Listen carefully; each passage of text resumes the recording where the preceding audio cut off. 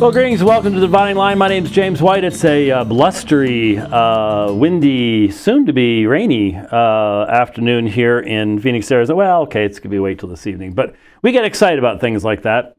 We actually got rain last week. It was so exciting. My solar plant panels are cleaned off for the first time in like 8 months. It's great. But anyways, we are coming to you from the big studio because we want... we could have done this in the other studio too, but one of the reasons we made this whole thing was so we could have guests and it wouldn't just be like you're on Zoom or something like that, even though we are on Zoom, but look a little bit different. And so I have a guest along today, and now I should mention before we get started that Rich has gotten things to work here, but the thing is they didn't work before. The thing that always scares me is you get something to work, and then you start the program, and it will stop working. That's just that's how it works with sound systems. That's how it works with everything. So we're just hoping that everything will continue to function the way that it's supposed to function. And so I asked our brother here for a bio, so I'm going to blame him for it. I did not write it myself. Most of the time, people pull my bio off of our website, and that's when I find out how out of date it is and stuff like that, and I go looking for it. But this should be directly up to date. So we're about to be joined by eminent church historian. No, that's not in the bio. He didn't put that there. Timothy Easley and his wife Jen have 4 children, live in central New York, and see that's like living in a place where you have where all taxation is without representation. Okay, because if you live in New York, then you're just run by New York City, and everybody else out in the country, very conservative place, just have to deal with all the utter insanity that flows out of the city. They live in central New York, surrounded by a large extended family. Now, if that was said about the Appalachians, then that would be a little bit questionable, but New York, yeah, okay. He has been a pastor for 13 years, and everybody knows once you get to 14 years, your hair turns gray. And when he isn't preparing sermons, he is likely reading some obscure book for either his dissertation or another episode of his church history and theology podcast, which I will try to remember to link for you when I type all this stuff up. As far as he is concerned, in addition to eliminating daylight savings time, he believes the month of March should also be banned. Now, I'm reading what's given to me, but Timothy Easley is joining us. He's also hiding from various terrorist groups in a secret location and very safe, sort of a bunker type thing, isn't it? Isn't that where you are? Yeah, well, it might as well be. It's an insulated attic, but close enough. And someone will undoubtedly take a screenshot of you in your bunker and put Vice President Vance's face on you, because that's what they have to do with everything. Evidently, that's just a new rule. I thought it was funny for about 3 days. It is now just, please, people, can we get a life? Do something here. It's just like every online meme. It always outlives its humor. Yeah, but this is like, I mean, they're going to be putting his face on dogs and cats and everything else pretty soon. It's gone way, way, way beyond being humorous anymore. So, I don't remember, maybe you can remind me, how did we start chatting about issues relating to Ignatius? Well, I made several posts about it up on X and was talking about the nature of the difficulties that there was in just producing an episode that's up to date on the current scholarship regarding Ignatius, his letters, and everything else that went on. And I had kind of cryptically posted a few things, and I think it was the post that I said I have never seen a manuscript tradition more convoluted than that of Ignatius's letters. Yeah. And you texted me later on that evening, and you said, "All right, unload. What do you got? I've been seeing you talking about Ignatius. What do you got?" And I just sent you a good portion of everything I had. Right. And so what I had been dealing with for 6 months, I kind of unloaded on you all at once without really giving you an orientation, which, by the way, anyone who's ever going to Ignatian studies needs an orientation class first. Yeah. And that's kind of what we're hoping to help clear up a little bit tonight. But so I handed you all that and talked a little bit about where I was at and said, I'm still working 6 months of obsession for a single episode. And that's definitely reached obsession levels for me. And I said about a month later, I was like, you know what, I'm done. Right. I can't do this anymore. It literally is for maybe 2 episodes sometime this summer, because I'm not even done with the first season of the first century yet. And we've been going for 10 months on that.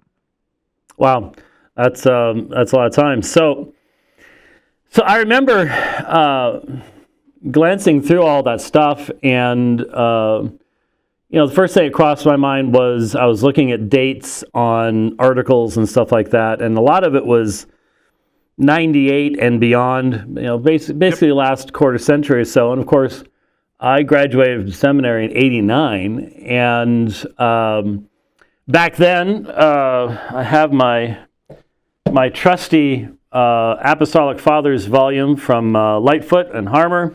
Got all sorts of wonderful little page points in it here for all my favorite quotes, and of course it has the Greek, and it's got a short. Actually, yeah, though they didn't include the introduction. This doesn't have Lightfoot's introduction. That is found in the beastie longer, very, very much longer rendition here. And in fact, it's funny, I pulled this off the shelf to bring it in here today, and it sort of fell open of its own because there was a business card stuck in here. And I look at the business card and I go, pretty sure that was 89 or 90. And it's inserted at spurious and interpolated epistles in regards to Ignatius. So, providential. In fact, that's the page immediately before the one. I wish I had scanned it, and we could have put it up, because this has. Well, Rich can't do anything with this, but how to go over there? Wait. That would be, there you go. Well, it looks like a recension table. You can do something with that, Rich. Hit 3. And cut, and 3, and go, and it's a button. There you go. You can do this. You just killed the camera. No, I did not kill the camera. That just happened. Well, you know what? The lens cover is closed. Yeah, it just shut itself down. Why did it do that? I don't know. Wait a minute. We pay you the big bucks, okay? All I do is the theology stuff. You're supposed to do everything else. That was working, 2 minutes ago?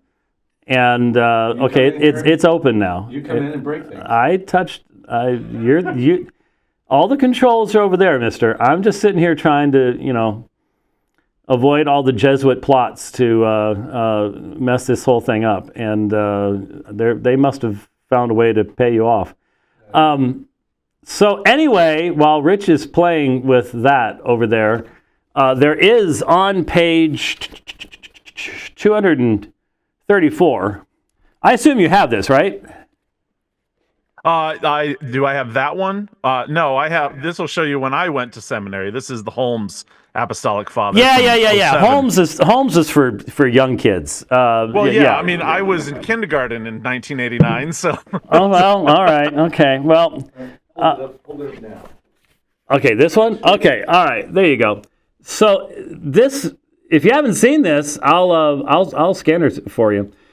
This is like the 5-volume Lightfoot, but I knew I had seen this. I was trying to find it. Now I just found it while we went on the air. Here is this is Eusebius's listing, then the short form, and then the middle form with one column for Greek and Latin, one column for Armenian, and one column for Coptic, and long form Greek and Latin. So this is useful. But, and that's the whole point, is what we're talking about is not something that's some new argument, new discussion. Everyone who has, when I first had to work through Ignatius in seminary, and look, I'll be honest, I was already involved in apologetics, and so I recognized the importance of Ignatius's testimony initially to the deity of Christ. Mm-hmm. And you said you were in kindergarten in 1989. In 89, the Watchtower Bible and Tract Society did a series in the Watchtower magazine trying to turn all the apostolic fathers into Jehovah's Witnesses. It was horrible. Wow. It was just one of the most amazing twisting of, for Ignatius, they only quoted from pseudo-Ignatian materials. They did not quote from anything considered to actually by anybody, whether we're talking short recension, medium, anything. They only quoted from pseudo-Ignatian materials. And, they could get away with it back then. There wasn't anything called the internet. Now, it doesn't work so well for them along those lines. But I had written a big, long paper. After I graduated from seminary, I became scholar in residence at Grand Canyon, and so I wrote this paper refuting their abuse of Ignatius. So reading about textual history, the manuscripts and stuff like that, I was probably the only person in my church history class that did any of that, to be honest with you, for obvious reasons. But still, from that point onward, once you read Lightfoot, and of course Lightfoot's introduction is a book unto itself. It's huge. Right. After that, it's sort of like, what you want to do when I taught a class to the Apostolic Fathers, hey, with the students there, I just wanted them to become familiar, to know where these were all coming from, to be able to see the differences there's major differences in quality of the theology and how biblical theology is and stuff like that. Between the Shepherd of Hermas and Barnabas and Ignatius and Clement, there's a big difference. Yep. So getting into all the stuff that you've been getting into wasn't really necessary. And I didn't hear I didn't hear anything about these rumblings. And some people say, well, how is that even possible? When I'm just giving a side thing, and then we'll start getting into it a little more. But when I presented a doctoral program down at Potchefstroom University, Northwestern University now, but back then it used to be known Potchefstroom University in Potchefstroom, South Africa. My Dr. Vader had done his PhD under Metzger at Princeton. And I did the whole presentation of what I wanted to do, what I wanted to dive into. And then once I started getting into it and gathering my sources, lo and behold, something has developed since I graduated from seminary and since he graduated from seminary called CBGM. And it changes everything. And I introduced him to CBGM. Now he's teaching in the area. But that doesn't necessarily mean that, everybody's reading every article that comes out. No one could. No one could possibly keep up with all the articles that come out in all the various areas in church history or textual criticism or anything else.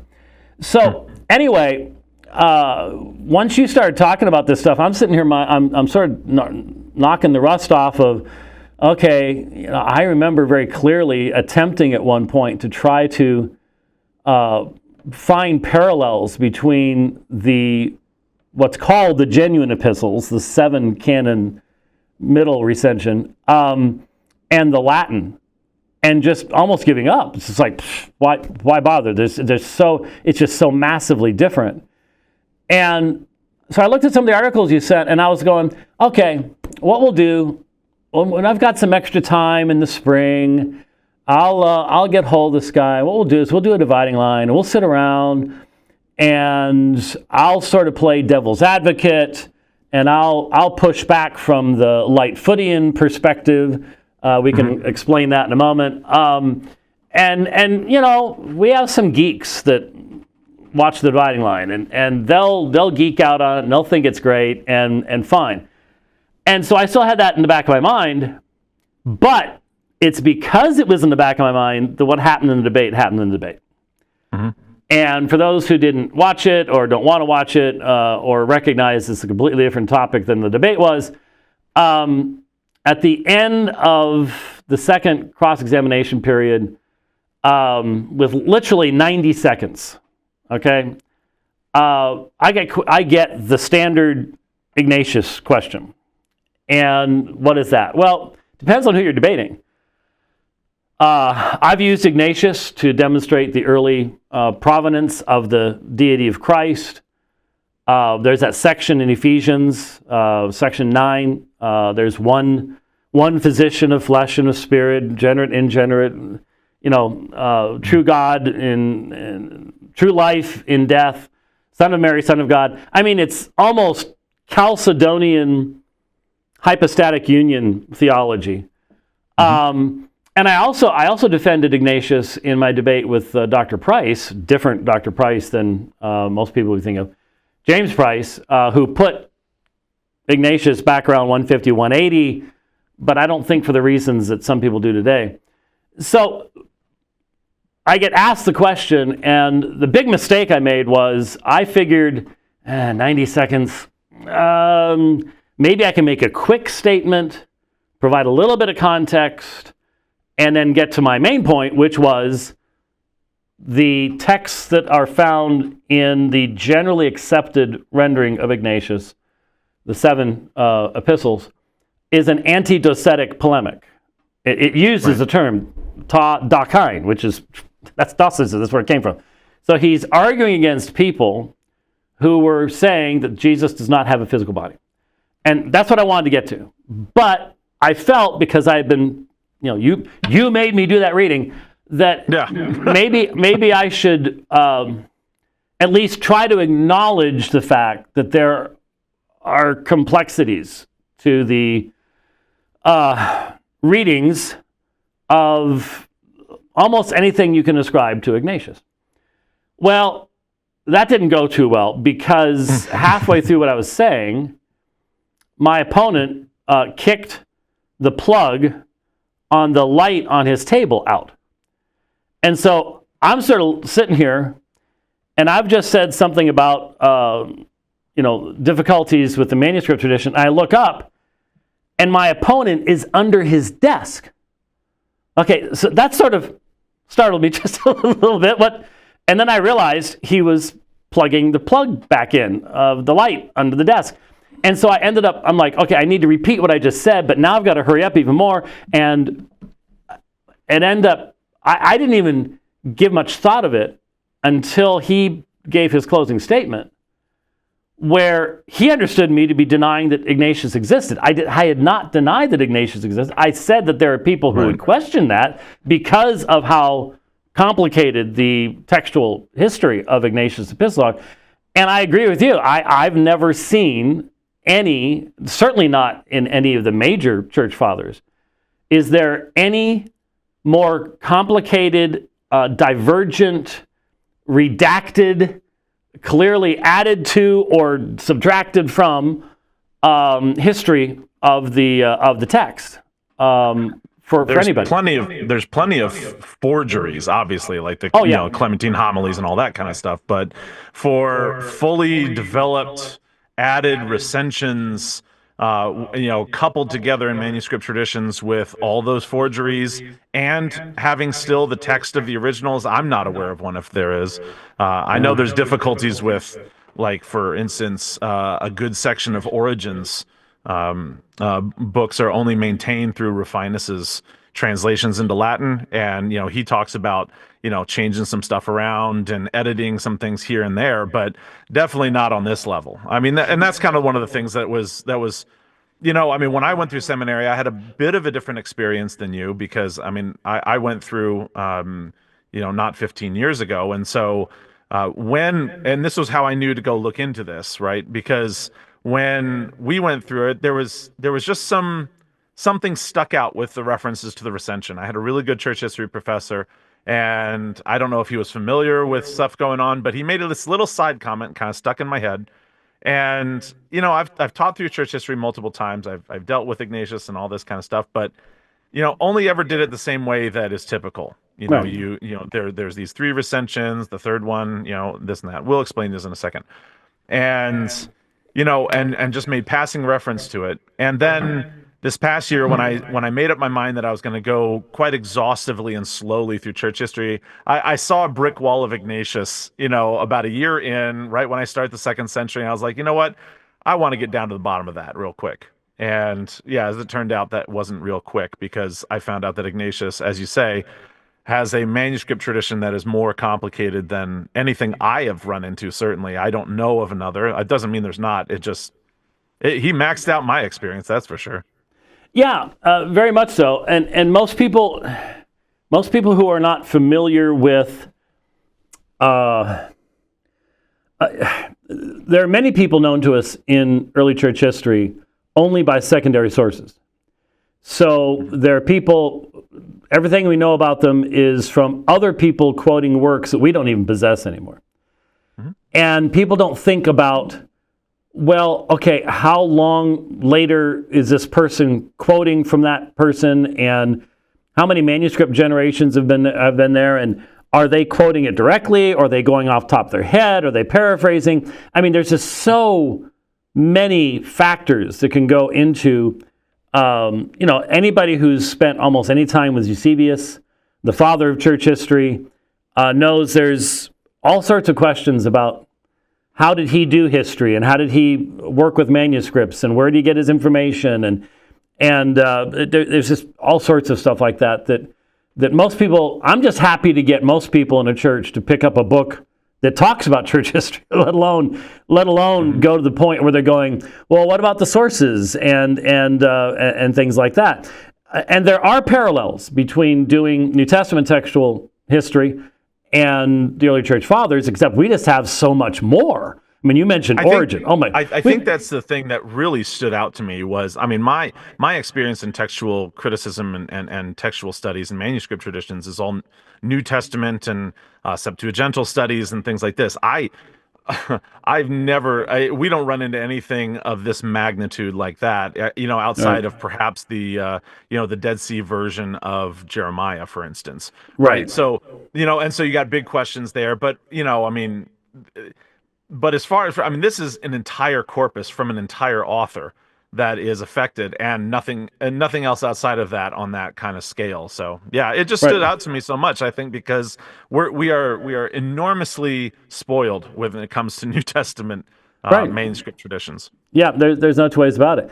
So that resulted in this whole development of this big thing that I'm an Ignatian mythicist and I'm attacking Ignatius and all the rest of this stuff, when in reality,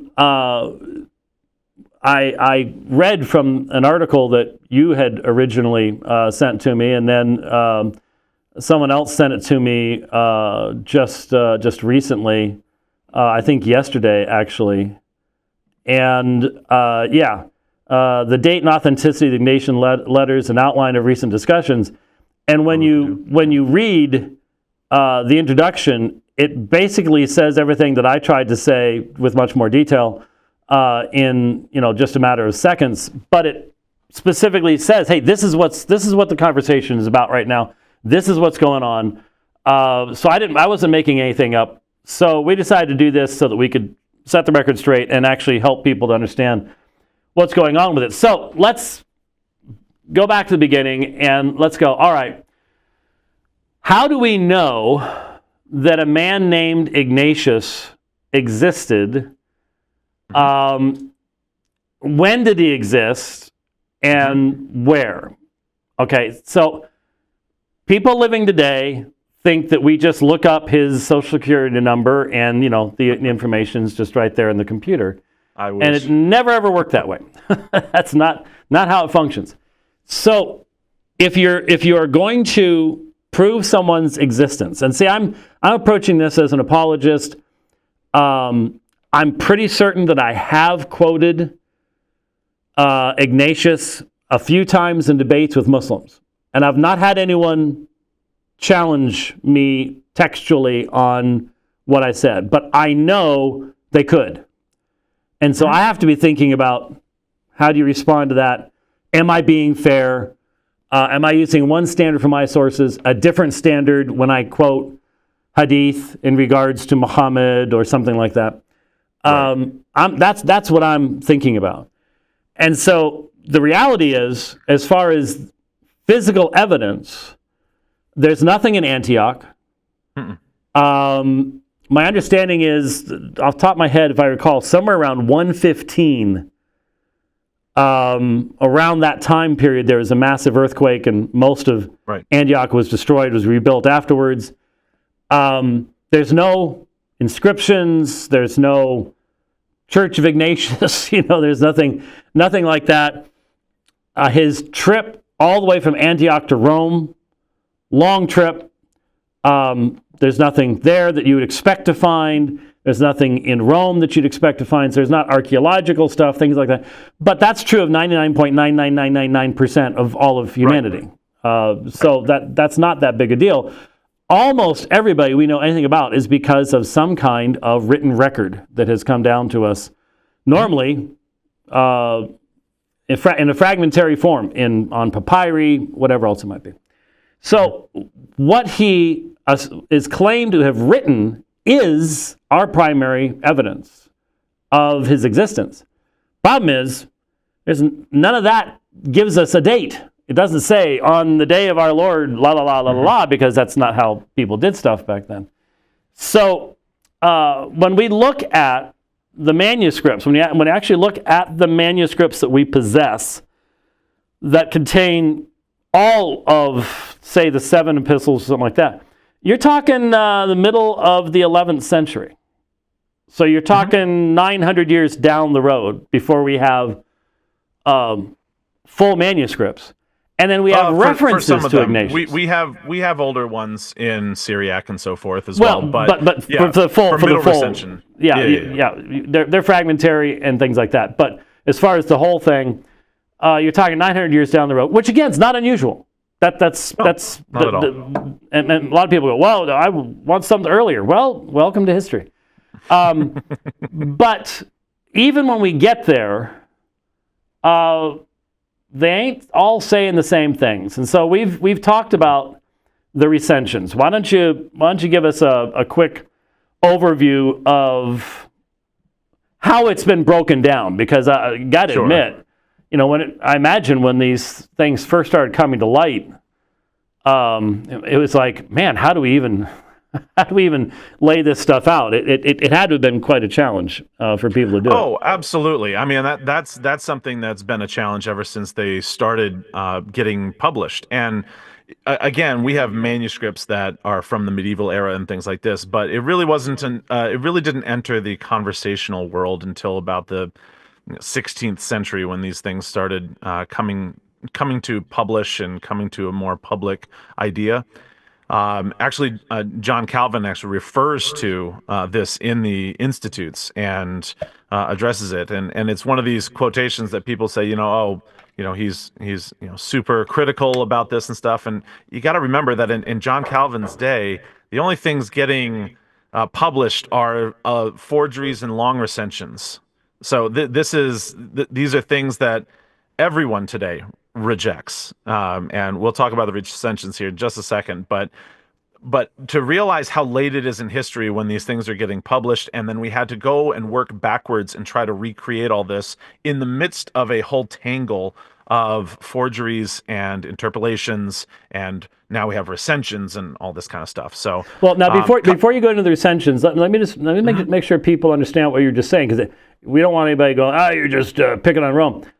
The Reformation takes place only a matter of decades after the publication of Lorenzo Valla's work on Jerome, that began to disassemble the anachronism that had existed for centuries and centuries and centuries. And people are now starting to recognize there's a lot of this stuff in Gratian's decretum that it's all forgeries. These people didn't write these things. There's no evidence they wrote these things. These quotes only appear over the past couple hundred years, or they contain all sorts of stuff that could not have possibly been in existence back then. Donation of Constantine, pseudo-Isidorian decretals. Most people just even don't things have like the Clementine homilies. I mean, that's not even until the 16th and 17th centuries as right, well. Yeah, and so they people had their just influence, for 1,500 years as something from, well, for whenever they were made, whether second, third, fourth century, whatever, and they had their influence along through church history. And much like you say with the donation of Constantine, we can see in multiple papal decrees how much of a foundation it was used. Yep. And then when Valla proved the donation to Constantine to be, beyond any shadow of a doubt, from a far later period, and then therefore completely forged, everything that was built on top of that was just kind of hanging up there, and it doesn't collapse or fall down. And it happened in the middle of the Renaissance. It happened in the middle of the Reformation. And so now you get multiple challenges, and it's quite a thing to witness when that happens in history. Well, what's the amazing thing to witness is when you really realize between the donation of Constantine, the pseudo-Isidorian decretals, and everything else, the papacy was built on a pile of false statements that have been washed away. Even Rome admits they've been washed away, but the papacy still stands there with its foundation completely gone, and people don't even think about it. It is amazing, and so. That again, for most, let's say non-Catholics that are looking at this, they need to recognize it was a challenging time period, and forgeries are discussed by the early church fathers in their genuine stuff because they existed at that time, and people knew they existed at that time. So the pseudo-Ignatian materials, like I said, the Watchtower used that. Mm-hmm. Anybody with a big name, pseudo-Melito. Melito Sardis. And that's actually amazing because he was sort of on the outs because of the Quartodeciman controversy, but still there was pseudo Melito, pseudo Athanasius, and I don't know how many citations attributed to Augustine that Augustine never said that are floating all over the place. So it's been a major part, and to ignore that or to pretend it doesn't exist is very, very dangerous. So, all right. We're already halfway in, and we haven't gotten to the recensions yet. So let's get to it. Let me kind of lay it out as fast as I can. Okay. So what comes down to us from Lightfoot, the way he put this forward as a model, is that there are 3 recensions, right? And so for those of you who are not familiar with this, recensions means essentially a collection of letters. And so for Ignatius is an early figure in church history that wrote letters on his way to martyrdom. That is, I think, an indisputable reality. And what comes down to us through history is not just his letters, but his letters and a whole bunch of other stuff. And all of it's ascribed to him as the Bishop of Antioch in the early 2nd century. And so you have 3 main recensions that are described, and that is, as it was originally, the Short Greek, which is now known as the Middle Recension. And so that would be, if you go look up on Wikipedia or something like that, and you say, I want to see what letters did Ignatius write? And it says, well, there's 7 epistles, Middle Recension. It is the standard one. It is the consensus view since the days of Lightfoot, so late 1800s. That these represent the authentic letters of Ignatius from the early 2nd century, okay? There is a long recension, which is, when we say words like interpolated, that just means additions, things added to the letters. They are longer in some situations. Some of them actually have shorter chapters and remove some stuff, which is really weird. And then in addition to those longer versions of those 7 letters, there's an additional several letters on top of that in the long recension. And then there's additional medieval ones that are laughable. Things like the one his from letter. the one from Trump. Almost as bad, to the Virgin Mary, and a letter from the Virgin Mary back to him, because that totally happened. So things like that were really easy to deduce, right? Because that's nonsense. But as we start peeling away, one of the challenges that happen is, while this discussion is going on, again, there was, in the early 1800s, there was a large growing consensus that, okay, this shortest Greek that we have, these 7 letters, are the authentic ones. And then all of a sudden, a guy named William Curiton messed up everything by making a discovery in a monastery of a 3-letter recension in the Syriac, so a whole nother language. And this one is complete, and this one even self-referentiates that these are the 3 letters of Ignatius, and then ends it. And that just threw everyone's minds, for a tizzy. And even Lightfoot, for the first 10, 20 years, if I recall correctly, was supportive of Curiton's thesis that this is actually more likely to be the originals. A shorter version of it. We have all sorts of historical precedent for people expanding Ignatius's letters. We really don't have any historical precedent for them shortening them. And so initially, Curiton's thesis actually took hold very strongly. And then Lightfoot came back and kind of 180'd that, made a critical version, or an eclectic version of the Middle Recension, which most people don't realize. The Middle Recension that most of us will read is not the Middle Recension in the manuscripts. It is something that Lightfoot put together, without, in some instances, even footnoting when he took from the Latin or took from the Long Recension in a couple of instances, to piece together a smoothed out Middle Recension that for 150 years has gone to be the standard. Now, there's nothing wrong with eclectic texts. I think there's something wrong with eclectic texts that don't have apparatuses on the bottom that can actually tell us what's going on in the manuscript tradition.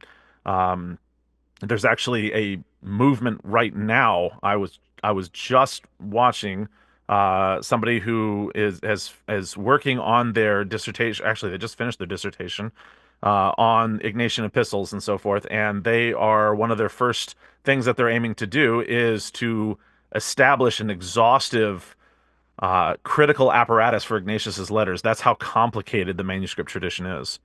So all that to say, what Lightfoot told us essentially is that there's a short recension, which has the 3 letters, the middle recension, which has the 7 in Greek, and then the long recension, which has the, depending on how you divvy it all out, the 12 or the 13 letters.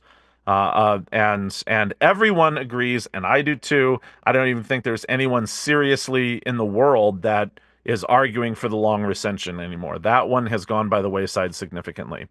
The middle recension is really the focus of a lot of the most recent stuff going on, and the short recension has also made a comeback of maybe this can help us solve some of the issues that we are starting to realize. So for 120 some odd years, the middle recension has played a foregone conclusion as the authentics after Lightfoot. And that really just kind of tells you more about Lightfoot, really, than it does about the middle recension. His influence was magnificent. I mean, you held up your version of Lightfoot's treatment of this. It is imposing, and I think that's it's that's monumental. one of the things. Yeah, the level of scholarship is astonishing. I think you and I both ran into this. The barrier of entry to Ignatian studies is a great wall of China. It's amazingly huge. And then once you get into it, you find out that that's just the wall surrounding a mountain. And it just keeps getting bigger and bigger and bigger. And that's why I finally was, I forget it, I'm done. And then you pull me back into this. And so so that's just the basic recension structure. Well, since you mentioned 97, 98, Reinhard Hübner's work in the late 90s was meant to initially challenge this, and then there was a whole bunch of answers back to him and trying to deal with that and so forth. But again, time kind of shows us something. There have been people over the past 150 years that have raised this question here and that question there, but it usually dies out in 10 years. It's usually one or two scholars here that raise an issue on this point or that point. This one's not dying out. The past 25 years has seen a pretty significant upsurge in this type of challenge, and they're not coming from, atheists and stuff, which is what I keep hearing on X and so forth. And yeah, is a lot of it German? Yes, but a lot of it's also English, and a lot of it's also attempting to address some of the problems that we see going on, because in the 20th century, our knowledge of the second century has grown by leaps and bounds. I kind of apply a metaphor of it coming more into focus. We're getting a much more detailed view of history, and it's making a lot of the issues that were present in the 1800s a little bit more significant now. Even Lightfoot admitted that the classic dating of Ignatius is a little bit hairy during the early parts. Let's talk about that for a second, because I think that's really important for most folks. Again, especially apologetically speaking, is why are we all concerned about this? Well, the earliest date 107, 108 for his martyrdom. Yep. There's a lot of 115s out there as well. Yep. But where are we getting this from? Because we don't have. There's nothing in the epistles themselves that just jumps out and says this person was governor here, and therefore you've got this. There are some names of bishops in what are called the genuine epistles. That's really a misleading way of using the terminology, but anyway, the generally accepted. There are some names of some bishops that are mentioned there, but we don't know when they lived either. So that doesn't really nail things down. But there is a major issue if it's 108 or it's 180. Okay, wow. For some things, let's say both of those are in the second century. Okay, so for some things that wouldn't make all that big of a difference, because we're still talking about second century Christianity. This was present. This demonstrates that. That's fine. But for other things, it's extremely important because, as you know, one of the key arguments is he writes to the church at Rome, doesn't mention the Bishop of Rome, okay? Right. You put that together with other studies that have seen the rise of the monarchical episcopate in Rome, a single bishop in around 140. If he's before 140, then that makes sense. If he's after 140, that doesn't make any sense. So the dating is, as you said, rather hairy one way or the other. And the real issue is how much of this is tradition, how much is it, well, this is what I read, therefore I accept that, and how much of it can actually be backed up with sound arguments. I'm kind of weird in this world because I actually think one of the more solid dates that we have regarding Ignatius, or one of the more solid facts we have about him, is actually when he died. That's the crazy part about this. Is not just Eusebius. We have multiple things that I think do point to the authenticity of Ignatius during the reign of Trajan. In fact, there is universal, and as much as my earlier days, I was really struggling with the Trajanic reign for his death. It's either there or we have really massive problems, right? Because we have references from Origen placing him as the second bishop in Antioch, which, if you extend the second bishop of Antioch to 180, that doesn't make any sense. Right. If you are, and we have Eusebius with no uncertain terms placing him during Trajan's reign, actually down to the year. And so a lot of this really comes down to how is it that we date these things? How is it we understand them? And most of them, as you say, are relatively dated. They are dated to some other thing that occurs somewhere, and then we try to see which one occurs in. We can see what order it is. We can kind of see how close they are. But if for instance, Polycarp's references to Ignatius, seem to be written like a couple years afterwards because he's still unaware of Ignatius's, death and all this kind of stuff. So that places him super early into the 1 teens. But if we place that letter of of Polycarp, in the 140s, then that almost insists that Ignatius joins him up there, right? So, and there's complications with Polycarp's letter I don't even want to get into, but all of that to say is, yeah, a lot of the dating of this stuff is based on sometimes hearsay, sometimes it is based on relative dating of other things around, but it is not simple. And to just establish, 107, 108, end of story, 7-letter recension of the short Greek, that, I mean, okay, but we still have problems that we have to solve, and that kind of is where my trek into all of this began. Is I wanted to know what are the problems. Right. And, that's where most people are. That's what you're going to find in the books. That's the dating you're going to be given.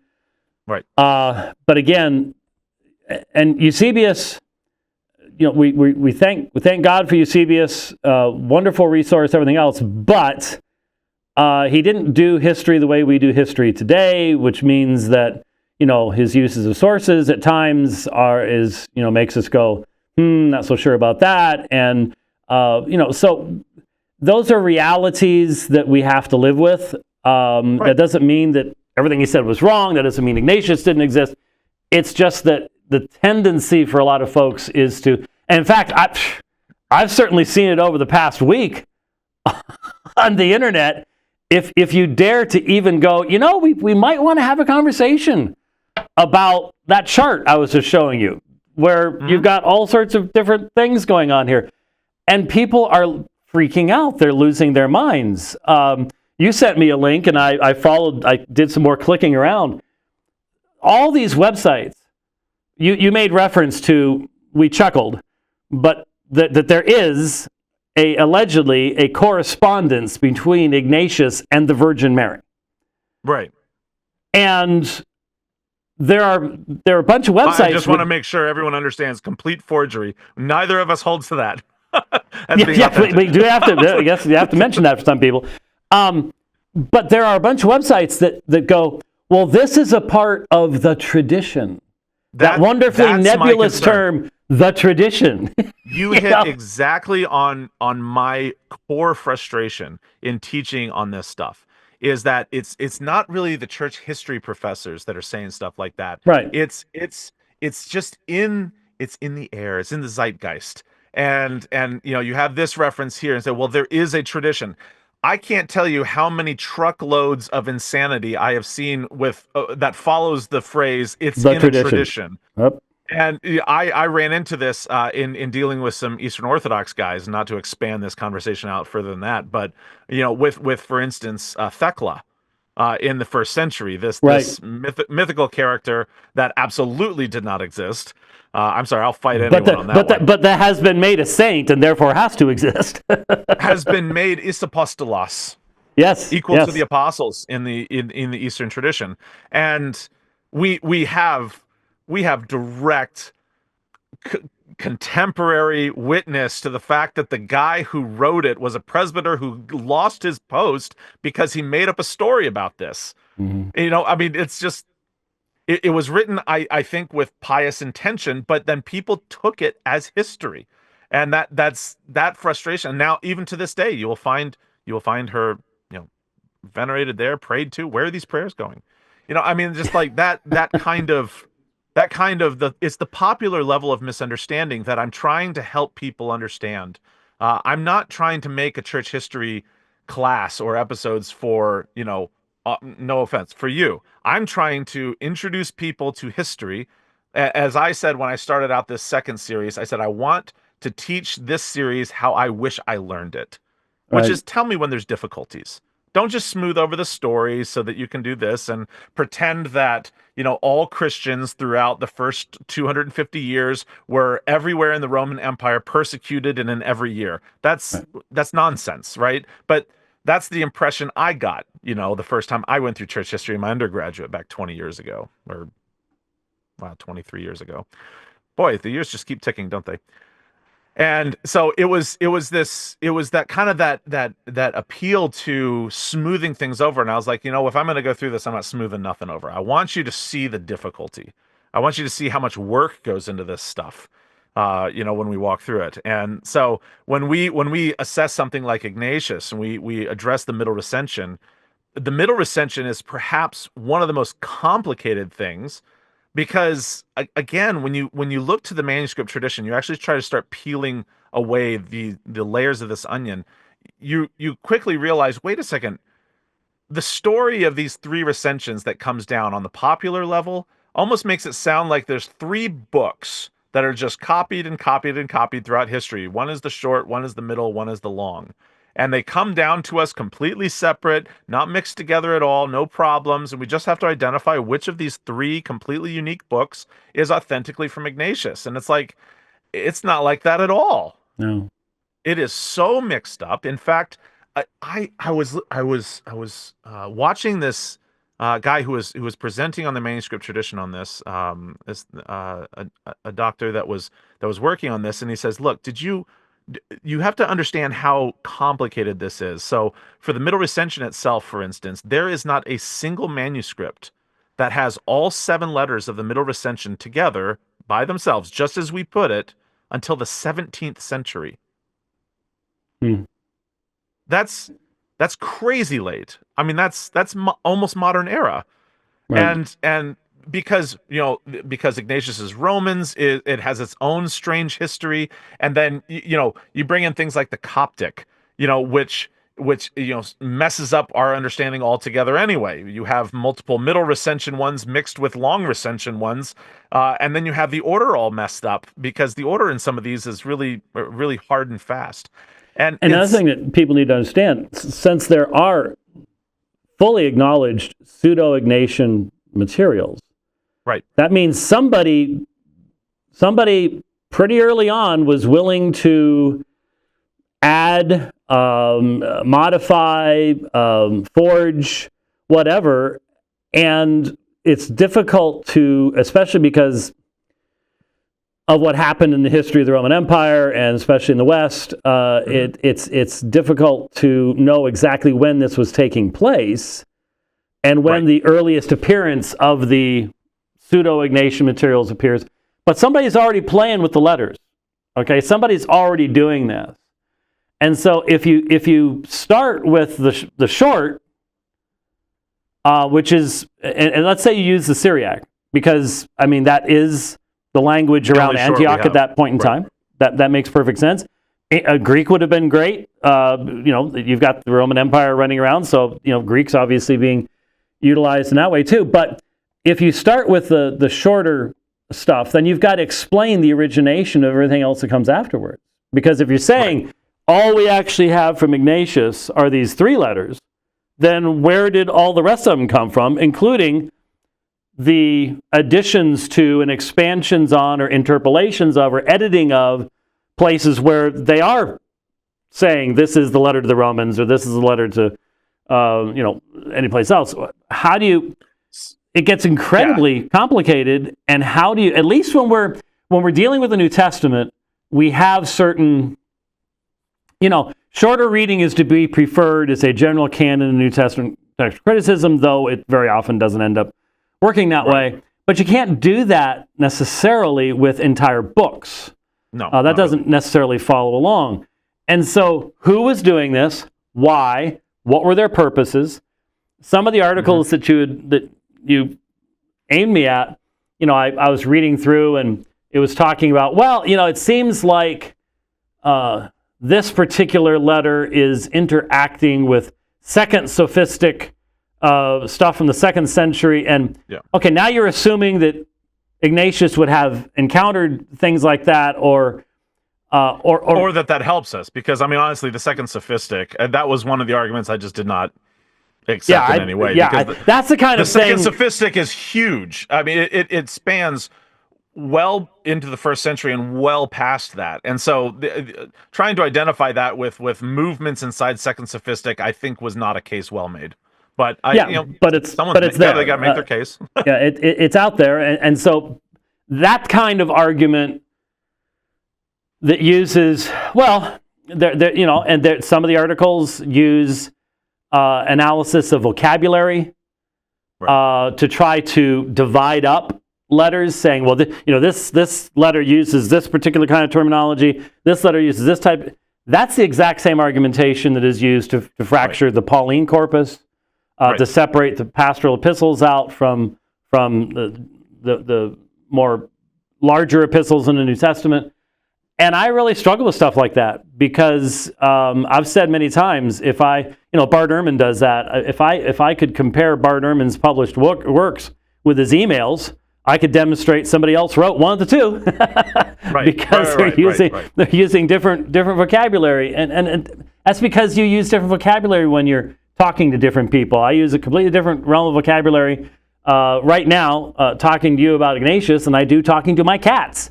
Okay, there's a very, very, very big difference, and well said, as I should, or Rich. I'm not going to say which one's closer to the cats at that point, but we'll leave that. He has to throw that stuff in from behind the glass. There's no glass in here, so I could hear it much more easily. So I'd mention everybody. So there's all sorts of this kind of stuff that comes in. What? And I agree with you. And each of those arguments, I do not hold to at all. Now, as far as for the linguistic arguments of types of particles used, this and that, that's so far beyond me. I have no earthly idea. I'm not honestly interested, nor do I have to be. But some of the arguments that I was starting to go, and that's more in line with what I know about the 2nd century later than earlier. And for me, it was more of trying to lay out the entirety of the 2nd century and placing. And this just kind of big picture, I think insisting that the middle recension happened in 107, the way it is, that kind of classic thing you and I both heard in seminary, and forcing that to say that has led to this tension the more we've learned in 2nd century with regards to the development of the monarchical episcopate. With the increasing knowledge of Valentinian Gnosticism, the expansion of familiarity with these things, and then we start to see references in the middle recension, and this is what some have pointed out, and I think with decent argumentation, that there are much stronger forms of Docetism in Ignatius's mind in the middle recension than was present in the world in 107. So just from those types of pressures, and again, people disagree on this. That's fine. We're talking about 1900-year-old letters. Who really cares? But we're all nerds, so we kind of do. And so, from my perspective, some of these things, including difficulties like Polycarp, for instance, when he's describing the type of governance that's in his church, he's not talking about something that even resembles anything Ignatius is saying. These types of things have been pointed out before. He refers to still presbyters and deacons in this way. But if you read the middle recension of Ignatius, this constant drumbeat of using almost every opportunity to defeat some form of Gnosticism, proto-Gnosticism, or docetic beliefs on various points, whether using the Eucharist or whether using the Incarnation or describing, the resurrection of Jesus Christ. These types of things, almost all of them make a little bit more sense further on in the 2nd century. When you say further on, what are you talking about? Say that again? When you say further on, what are you thinking of? So and this is kind of the split of the scholarship that's working on challenging this right now. Is some say that Ignatius himself must have lived just like a couple decades later, wrote all of these, and then that solves most of the issues. And so there's some who hold that Ignatius, wrote the middle recension, as is the scholarly consensus and whatnot, but that he seems to be interacting with those with kind of ideas that are more endemic to about the 140s. And this is kind of this whole area of trying to fit the 7-letter recension still in Ignatius's own backyard, still from his hand, as far as for the middle recension is concerned. And there's those who will argue that, but then there's those who separate out the middle recension from Ignatius. And this has been, I think, one of the things that frustrates some people more is having a discussion on that level, especially if you're dealing with a Catholic on this, which, I think a certain level of just straight up honesty needs to be had. I mean, the current Catholic Catechism quotes the middle recension as sacred tradition. And so interacting with a Catholic and and pretending that we can have a unbiased conversation is dicey from the start. But regardless of such, that idea that the middle recension has some characteristics, especially the strength of the episcopate, pushes it mid to late second century. And even certain references to Valentinian Gnosticism. I don't know how granular we want to get with that, but I went and read some of the responses that have been being done from more the consensus side of things, and saying this and saying, look, this is explained away by, okay, maybe that paragraph is an interpolation, but the 7-letter recension is still good. And it's like, well, now hang on, there's What no good does that textual, do?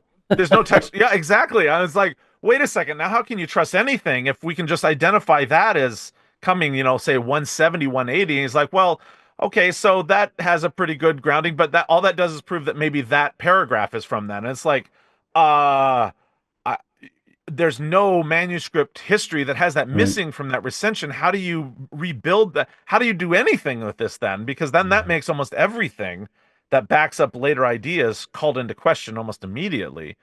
And so I'm kind of swirling around with all this stuff, just going like, how do you make heads or tails out of this?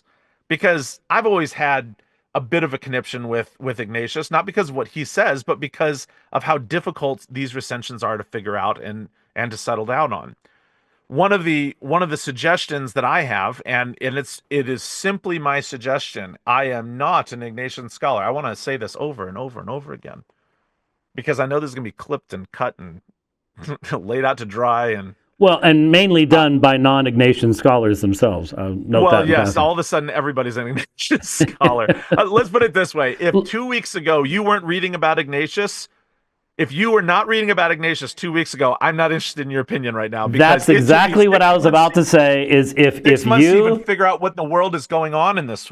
if you didn't know what the recensions were 2 weeks ago, shut up. just don't even go there. We're not interested in what you have to say. You could have been reading nonstop for 14 days, and you are not. You have barely scratched the surface. So yeah. All this to say is, when I take in everything that I read and then finally gave up, I'm like, after 7 months, I can't do it anymore. I have heard good enough arguments for me to say I can safely say, I think, that the shortest recension, the Syriac, is closest to what we originally had. Now there's a theory that there was originally 7 of those, but we have no textual evidence of that. So yeah, we really can't do that.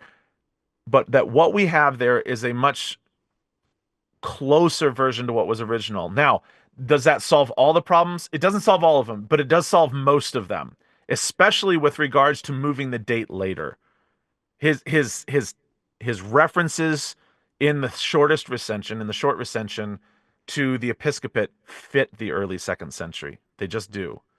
His structure of argumentation, what he deals with, and how he talks about it, these things, and still even keeping references to someone like Onesimus, which, if we assume is the same Onesimus from Philemon, also anchors him fairly early in the second century, right when Eusebius said he was, pretty much right as we can assume Origen assumed he was as the second bishop of Antioch. It's hard to remove him from Trajan's reign, because that's a pretty universal expression. And Irenaeus being familiar with him is a little bit weirder of a thing. But one of the things I started early on, I was just like, you know what I'm going to do? I'm going to go find quotations from other church fathers of Ignatius, and then I'm going to find out which recension. Because at the beginning, I was like, well, that's a quick one. Because, if Eusebius just has the middle recension, and a text that is unique to the middle recension is quoted before him, boom, great, no problem. And then I started delving out. It's like, Okay, well, Polycarp references him. Okay, but he doesn't quote from him. Okay, he just says he wrote letters. Okay, that's plural, and that doesn't really help. And then you go to Irenaeus, who doesn't name Ignatius, but he quotes him verbatim. And I was like, oh, sweet. That's like 180. That's great. And then come to find out the quotation he gives is both in the short, middle, and long. And of course it is. And then I go, all right, well, let's go see who else does. And do you have any idea how long it took me to dig up the quotations that elsewise? It was just two of them in Origin. Thankfully, I have multiple copies of the Church Fathers in PDF form and can search on Google Drive with OCR and everything, and ended up finding the two of them. And then I found out that Eusebius actually footnotes them, which really drove me crazy. But anyway, it was. By the way, believe it or not, Grok does a decent job with it too. Oh, was he able to? I tried to find it that way. Grok 3 is a huge improvement over Grok 2. You got to understand, this is 9 months ago, so okay, never mind. So see right there. There's an advancement right there. That's fascinating. As far as for finding sources, my goodness, some of the more recent stuff is awesome. But I found Origin, a preface to the Song of Songs, and then Homily 6 on the Gospel of Luke. He quotes Ignatius twice, and then he names him and calls him the second bishop of Antioch, who was martyred in Rome by the wild beasts. And it's like, oh, okay, all right. That's early 3rd century. A lot of this makes sense. So his timing, I want to keep Ignatius in the earliest parts of the 2nd century because that's all the references. But the middle recension just does not fit cleanly there. So either it had been interpolated fairly quickly and added to fairly quickly. And that's what some of the people were arguing. Well, maybe that paragraph was, or that paragraph was, which then, destroys any conversation about what Ignatius the man actually wrote. And so what makes the most sense to me is not that the short recension, the classic explanation is that it's an abridgment done later on of the middle recension, which to me has always been a problematic explanation to begin with. That's a bizarre thing. If true, okay, but the instances of this make a little bit more sense if the original is shorter and it is expanded by the end of the 2nd century. And that's what I think the middle recension is from. And so this kind of goes to the bigger question, and even what you were dealing with when you were talking at the cross-examination in your debate, right? Because those quotations in the middle recension, I think, all have a home in the 2nd century. I think all 7 of the middle recension belong towards the mid to late part of the 2nd century. That makes perfect sense. And so all those references, the medicine of immortality and all that kind of stuff, it makes sense towards the end of the 2nd century. If we want to say, oh, we are 100% sure, or even 95% sure, that this came from Ignatius in 107 on his way to Rome, some of that doesn't sound as couth in my appreciation for it. So what I finally ended up with, and I'm open to all sorts of correction, but I'm not spending any more time on this. Only to say, and my intention in the whole point was to draw attention to the complexity of the debate, because most of us were taught a very simplistic, light-footian concept of this without any footnotes. And I think that's one of the things you said on the dividing line back last week was, I never had an asterisk next to Ignatius. Right. You should.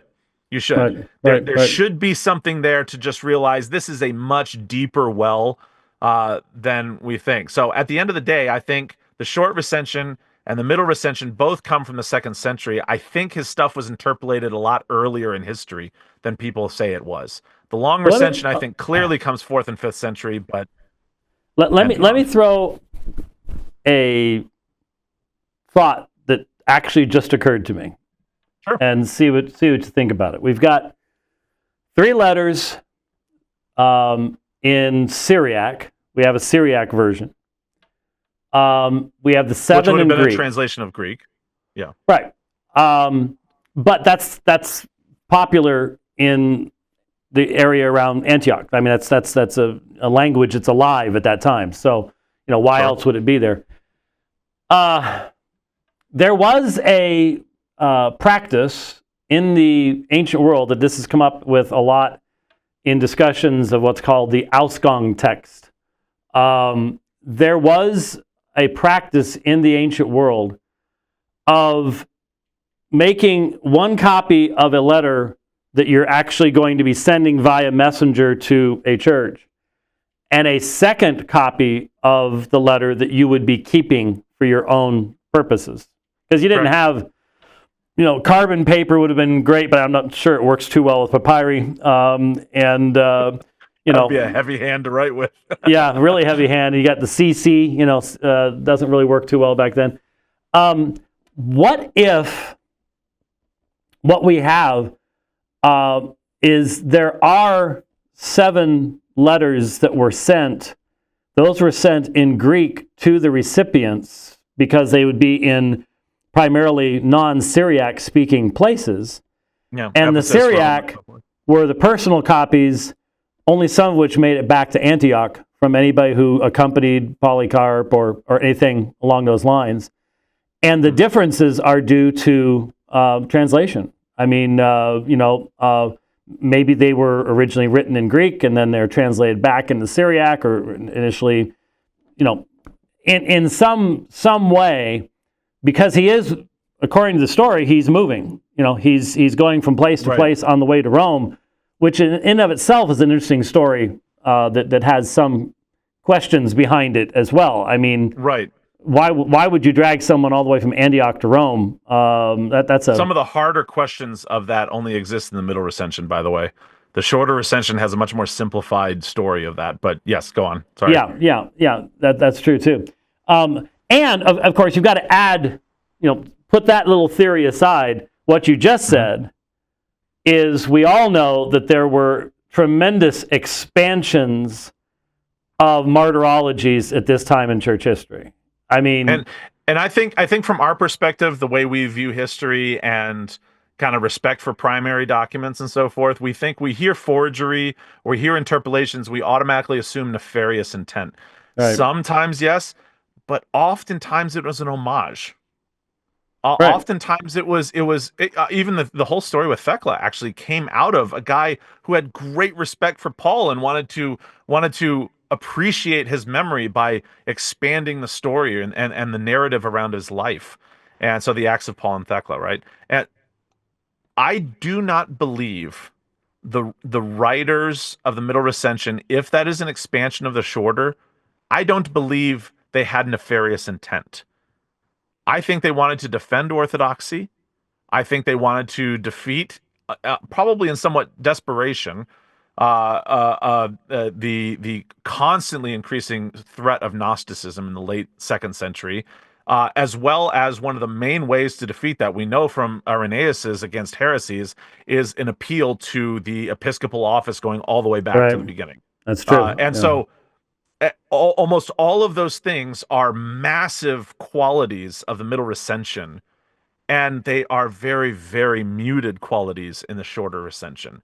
Or in the short recension. So most people reading church history do not appreciate the massive threat that Gnosticism was, both in its original form as well, and Valentinian Gnosticism, in my opinion, is just a satanic counterfeit. I mean, it's meant to try to counterfeit the Christian faith specifically, and there were forms of Gnosticism that existed before that don't try to do that, but yeah.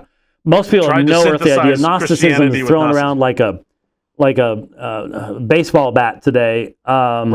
Everybody's a Gnostic if they have slightly dualistic concepts, something like that. But the actual historical Gnosticism was a desperate threat against the early church.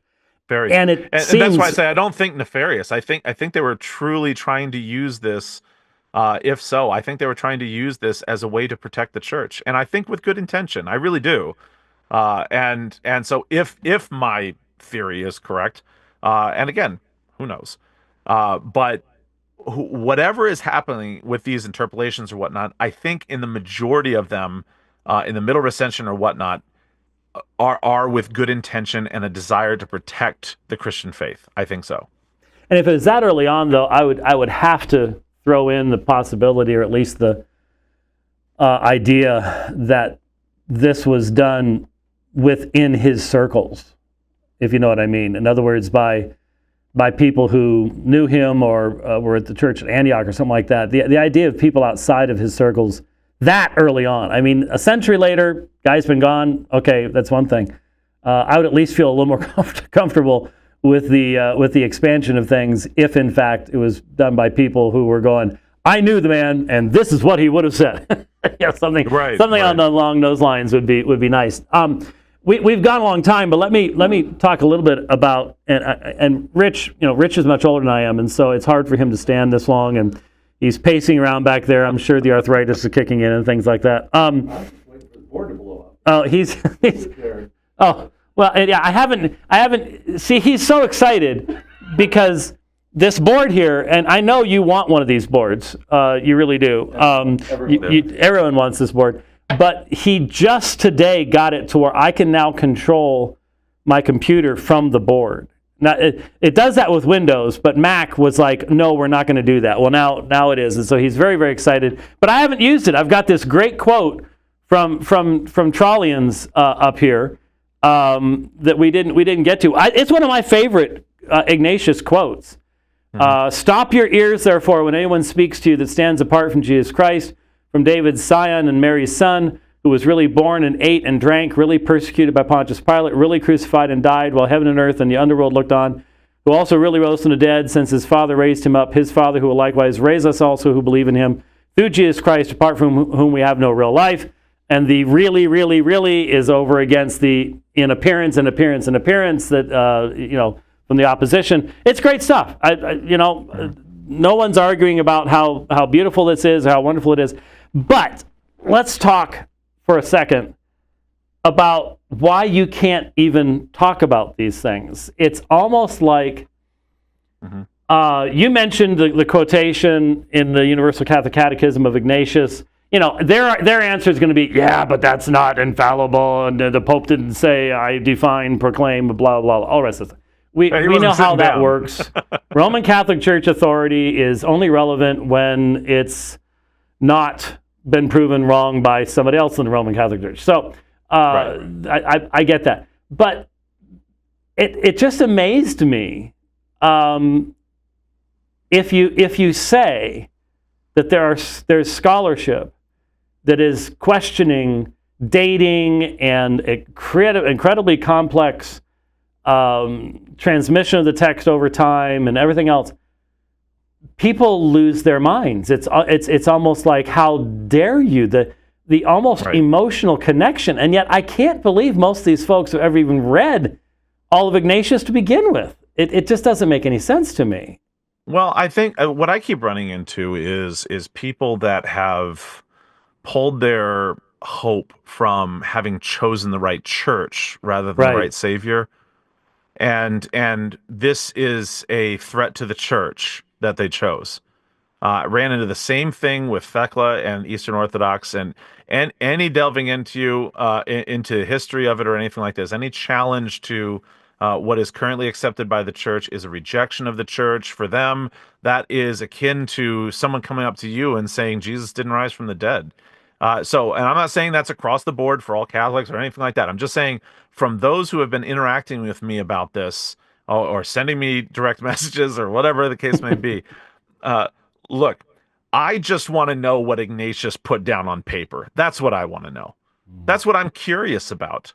I love history. I love this stuff, and it doesn't hold any threat to me. Ignatius could come out and say, I believe the Mass of the Catholic Church in 2025 is the legitimate thing. Like that doesn't change my understanding of Scripture, right? Because I do not see somebody like Ignatius as some infallible rule of faith or guidance. I see that as in the Scripture. And so, but if tradition is capital T, then Ignatius is big tradition, big. He's early, he's influential, well, not until after Eusebius talks about him. He's actually not influential before that, which is weird. And then beyond that, he becomes enormously influential in the 4th and 5th century and beyond. And now is the center post of all sorts of theories that are making him say things that he's not saying, and all sorts of stuff. So I understand why people who have placed their hope into a single institutional church get threatened by this, because this is one of the foundation stones of that institutional church. And so if we start talking recensions, or if we start talking anything, or even hint that somebody somewhere in the most extreme says the question of Ignatius is so complicated that I don't think he even existed anymore, somebody has actually made that argument and said all of these are pseudonymous. All of them are pseudepigraphal. I do not agree with that. I think actually the very existence of forgeries proves the existence of an influential martyr and bishop in the early 2nd century. I think why would anybody put his name on something if no one had ever heard of him before? Exactly. So, but there are people that were made up in the early church too. Correct. Thecla, for instance, but usually not within, as you pointed out, 1 or 2 generations. Usually that's like 150 years removed. Right. Yeah, you want to have enough distance to get your lie in there without somebody immediately. Here's his grandson that says you're an idiot. You don't want. If I'm making someone up right now, I'm not making someone up that's a Vietnam vet. I'm making someone up that is a Civil War veteran. That's exactly. The kind of idea. Exactly. Yeah, that's exactly right. All right. So, is there anything else you wanted to you had on the list that you wanted to make sure people understood about why there's a question about these things? Look, I think people should. Now, when you mention the guy who's finished his dissertation and he wants to do a critical edition, I'm assuming that's the guy you sent. I saw some video from him. A very erudite, lots of graphics and charts and British guy, right? Yeah. I don't want to really say his name because I don't want to drag more people into all this. Exactly. Honestly. Yeah, let him do his stuff. But I would love to have an accessible critical edition of all the apostolic fathers, but Ignatius especially because of those. I'd love to have it to where here's the short, here's the medium, here's the long, here's the manuscripts, here's the variant readings. See how they parallel, see what's in each one of them, what isn't in each one of them, what's in 2 and not in 1. That would be just incredibly valuable to have. And this is one of the wonderful things that I think this being the first real challenge to the Lightfootian hypothesis that has gotten traction. This is one of the great side effects. We may actually see that because a critical apparatus of Ignatius's epistles, because there was no reason for it, because the Lightfoot answered all of our questions.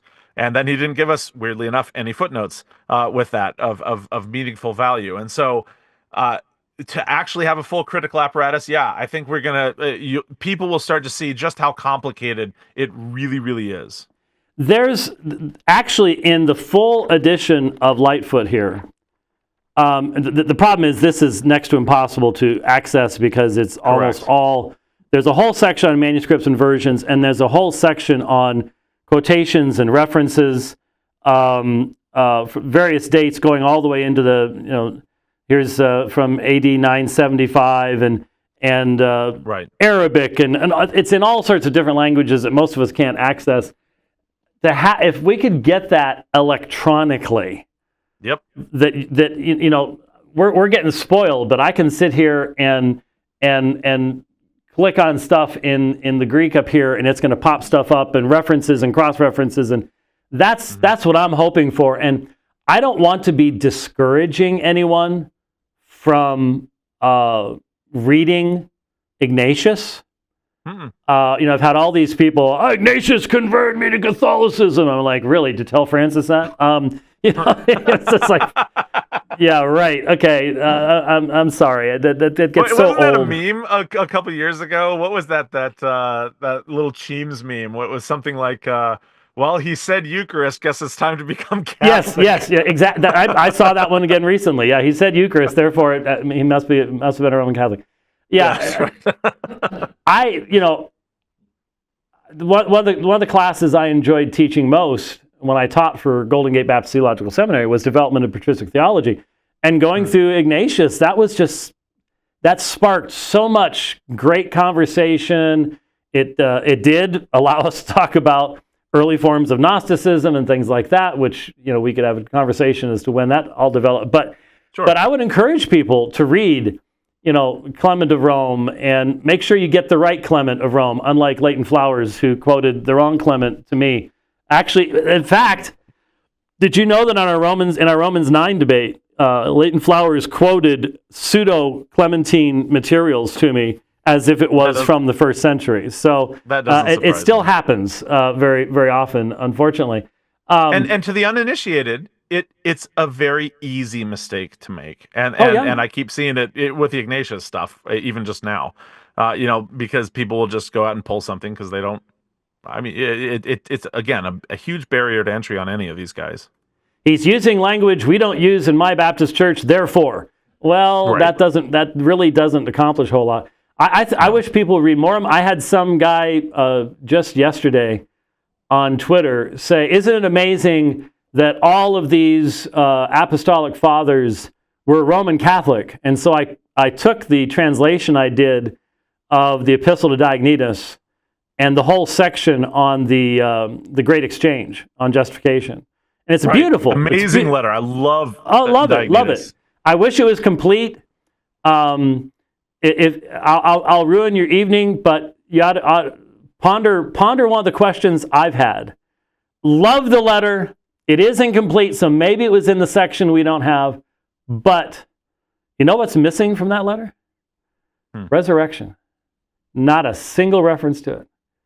Really? And it makes me go, I wonder. Now, I mean, you can't make sense out of really the atonement section if there isn't a resurrection, I suppose. But you can't. But he couldn't have been assuming that a pagan would make those connections. But I quoted the section on the Great Exchange back to him, and he said, "That's great, but are those your words?"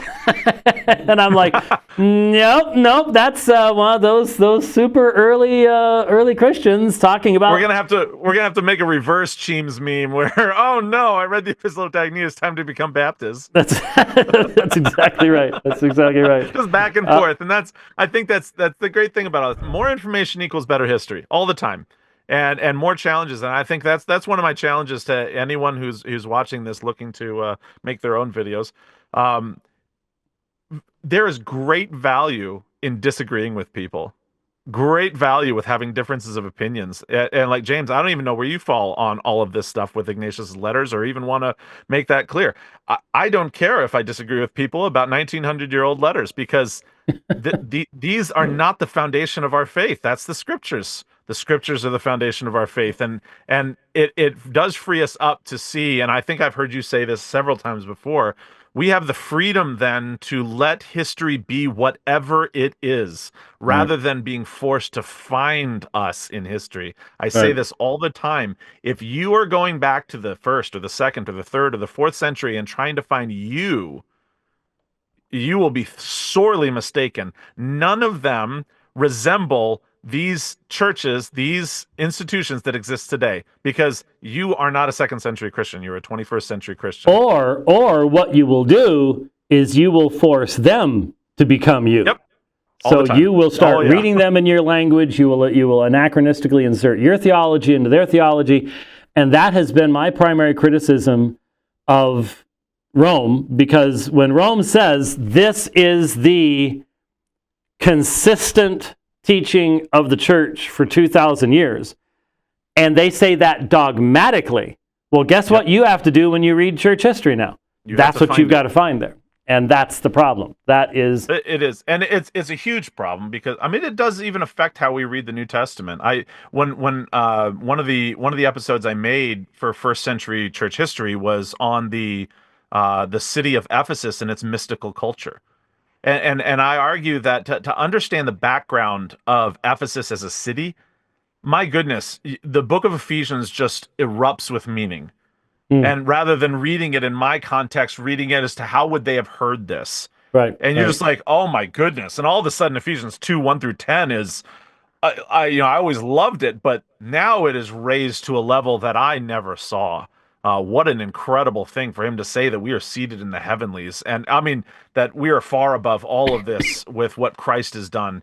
It's amazing. I love church history. It's why I do this. And if anyone's out there, dissuaded by those who mock, don't be dissuaded. study church history, learn to love it. These are our brothers and sisters. I always teach church history as an extension of fellowship, because we have a responsibility of fellowship in our space and time as well as outside of our space and our time. I remember years ago there was a professor at the Old Covenant Seminary in St. Louis that taught church history, and all his lectures used to be online. They may still be, I don't know, but I listened to him multiple times, and it was interesting. He would either close the class with a prayer of thanksgiving or a prayer of warning, depending on whether what had been studied that day was positive things we can learn from church history, or these were mistakes that were made, let's not make them again, type of a situation. And you have to be able to do that. You have to be able to see that. And there's a lot of people, especially coming from my background, I was not taught to love church history as a child, because in independent fundamentalist Baptist circles, there was no church history before Billy Graham, and Billy Graham was a liberal anyways. So you didn't feel like there had to be any connection there. But at the same time, I have to let them be who they were. It is disrespectful to them to try to turn them into the image of me. And when I see people doing that, I can't therefore do that myself. I have to be consistent. And that's one of the things that motivated me to try to sneak something into 90 seconds that I shouldn't have snuck into 90 seconds, was I don't want to do to Ignatius what is often done to Ignatius by Roman Catholics, to be perfectly honest with you, or by Eastern Orthodox, or by Protestants. If you're trying to turn Ignatius into a Baptist, you're disrespecting him just as much as anybody else is. So you have to be consistent along those lines. So I hope people will read them. Go ahead and read Lightfoot, for crying out loud. I mean, that the world's not going to end if you read Lightfoot. That's fine. He was a tremendous scholar. I've benefited greatly from so much of what he did. There probably wasn't anybody his equal at that time in history, to be certain. Go ahead and read them, but just always read with a recognition that they're not inspired. You don't know anything about their context. Very often you have misapprehensions about their context, and you may be reading things into them that they never intended to communicate as well. And that what has been given to us that is meant to give us all of life and godliness is what's found in Scripture, and that's what we need to have as our ultimate authority. So anyways, well, thank you for taking so much time. You now have the most famous wooden roof in central New York. And thanks, I built it myself. You built yourself. You ought to hang some stuff on it. I mean, it might fall off during an earthquake, but I don't think you have too many earthquakes. We're in New York over there. State. We don't get earthquakes. We just get blizzards up here. Yes, well, it would help to insulate too. So there you go. That's right. So I'll put a poster up of Ignatius. How's that? Yes. Well, there's lots of icons of Ignatius. Just don't kiss it. Don't bow down to it. Go ahead and violate the Seventh Ecumenical Council all you want. Yeah, you and I are going to have to do an episode on Nicaea II someday. Oh, believe you me, I'm doing more than an episode. I'm doing deep dive on Nicaea II, because I'm going to tell you something. That is the Achilles heel. Honestly, please, Empress Irene, Council of Hieraea, everything. Just unload it all, please, because nobody knows that stuff. Nobody. No one's ever heard of Hieraea. No one's ever heard of Frankfurt. Only a few years later, called by Charlemagne. What if he had predominated? We'd be looking at second Nicaea as an anti-council. We would be rejecting it as just like they rejected Hieraea. So now we've left everyone completely confused about what in the world we're talking about, which is why you can go to Wikipedia and look it up. yeah, got to go take a look at it. So, anyways, lots of stuff we can do with church history.